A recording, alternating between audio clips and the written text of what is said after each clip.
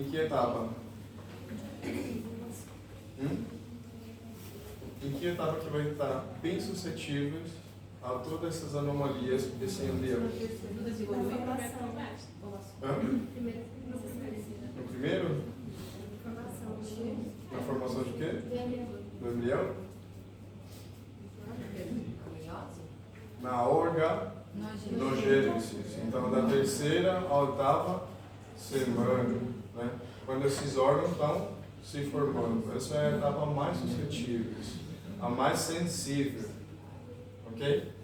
Então, as manifestações, então, vai depender também aqui, como a gente sempre fala, da dose e da duração aos teratógenos. Sim? Ok? Aqui, por exemplo, temos um resumo dos teratógenos. Esse daqui é do livro de vocês. Aqui, por exemplo, temos os agentes infecciosos, agentes físicos, agentes químicos e os hormônios. Todas elas são teratógenos. E cada uma delas tem suas particularidades, tem os seus órgãos dianas, né? Que a gente já falou o que era órgão diana.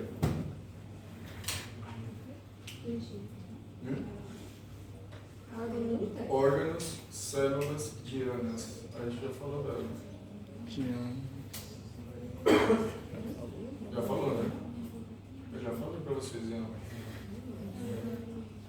São células ou órgãos ligadas a substâncias específicas, ok? Por exemplo, aqui a iscitrotinoína, que seria o Rakuten, não vai se interligar em alguns órgãos, né? Ele tem órgãos específicos, onde ele vai atuar e provocar algum tipo de alteração, ok? Isso seria o órgão, digamos, um alvo específico, ok? Então, órgão diana, células dianas. Sim? Sim. Então temos toda essa classificação. Não vou cobrar essas classificações, é só para vocês terem. Isso daí está no livro de vocês. Ok? Então, como eu falei, só conceitos que eu vou cobrar para vocês. Agora pulamos para o diagnóstico pré-natal. Aqui. Nesse diagnóstico pré-natal, o chiclete do telefone. Ai, que nojo. O que eu vou pedir para vocês aqui é ecografia, análise de soro materno, amniocenteses e muestreio de velocidades oriônicas. Ok? Por exemplo, a ecografia. Os parâmetros mais importantes que vai revelar aqui a ecografia vão incluir aqui idade do feto, crescimento, presença ou ausência de anomalias congênitas, estado do ambiente uterino, como por exemplo a quantidade de líquido amniótico, posição da placenta, fluxo de sangue umbilical. Reunindo todos esses fatores, né, a gente vai procurar algum tipo de anomalias, algum tipo de malformações. Por exemplo, os que podem ser detectados são anomalias do tubo neural, anencefália, espina bífida, anomalias da parede abdominal como onfalocélia, gastroquises, anomalias cardíacas, faciais como lábio leporino, fissura palatina, e na ecografia também pode ser detectado o síndrome de Down e outras anomalias cromossômicas. E dependendo de quando a gente vai utilizar elas, por exemplo, aqui no primeiro trimestre, no segundo e no terceiro. E cada um deles vão ser detectados em essas etapas. Ok? Por exemplo, vocês falaram muito da translucência nucal aqui nas exposições de vocês. Então, no primeiro trimestre já pode ser detectados. Sim? Ok. Aqui, valoração do fluxo sanguíneo dos ductos, por exemplo, que a gente viu ontem mesmo. Sim? Então, todas essas características. Depois, temos prova de soro materno. Aqui o mais importante que a gente vai avaliar seria a alfa-fetoproteína. Onde é produzido o alfa-fetoproteína? Vai ser produzido no fígado. Sim? Então, esse alfa-fetoproteína também, no homem adulto, também pode ser utilizado como marcador de algum tipo de tumor no testículo. É importante.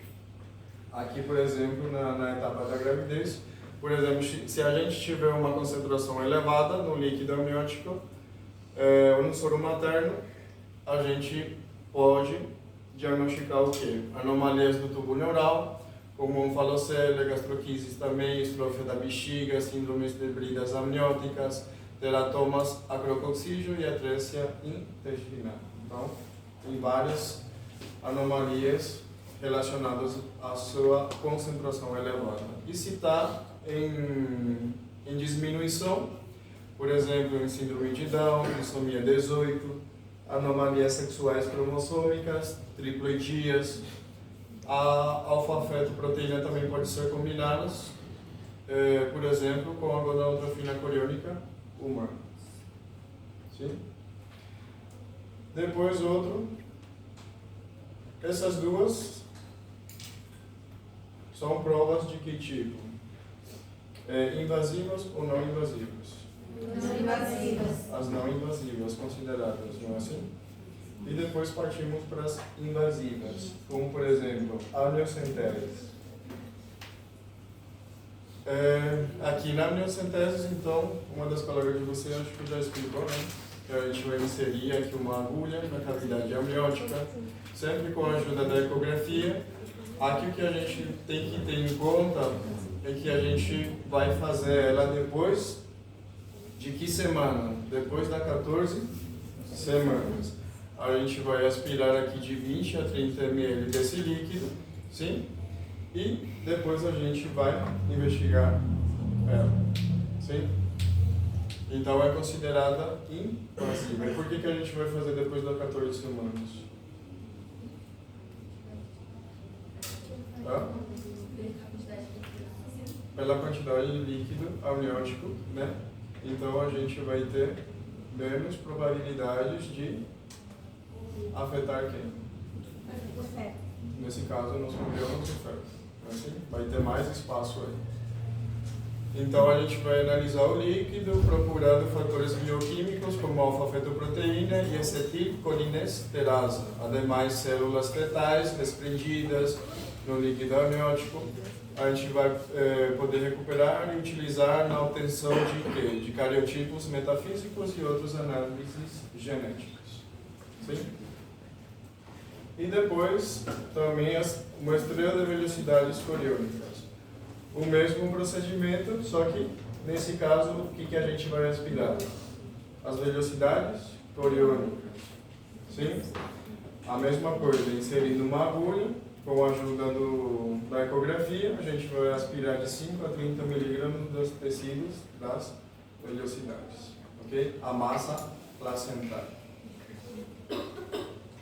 E depois aqui fala de alguns fatores que vão supor maior risco de ter alguma anomalia. Por exemplo, a idade avançada da mãe, mais de 35 anos de idade, antecedentes familiares, doenças maternas, como por exemplo aqui a diabetes, e resultados anômalos em uma ecografia ou prova de soro materno. Então, sempre do menos invasivo ao mais invasivo. Isso também se aplica em toda a medicina, né? Tendo uma dúvida. Por exemplo, o que você vai escolher primeiro? Uma tomografia ou um raio-x? Sempre um raio-x primeiro, né? Depois você vai para a tomografia e depois para a ressonância. E assim vai, do menos ao mais. Ok? Porque o pessoal já está acostumado aí.